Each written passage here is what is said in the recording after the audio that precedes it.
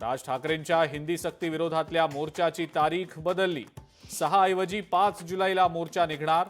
आषाढी एकादशी 6 तारखेला असल्यानं मोर्चाची तारीख बदलली. 2 ऐवजी एकच मोर्चा काढण्यात यावा. मनसे नेत्यांकडून ठाकरेंच्या शिवसेनेच्या नेत्यांना प्रस्ताव.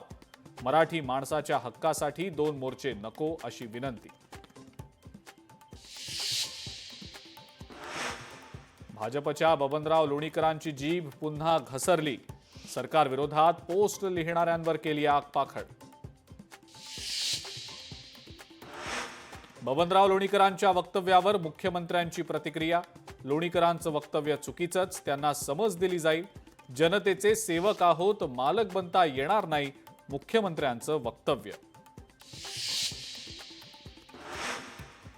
रायगड पालकमंत्री पदावरनं शिवसेना आणि राष्ट्रवादीमध्ये पुन्हा जुंपली.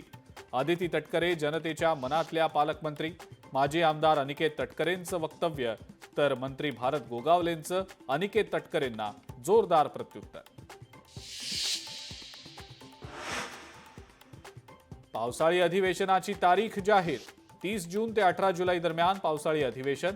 विधानसभा कामकाज सल्लागार समितीच्या बैठकीमध्ये शिक्कामोर्तब. कृष्णराज महाडिक यांच्या नेतृत्वाखालील शिष्टमंडळानं मुख्यमंत्र्यांची घेतली भेट.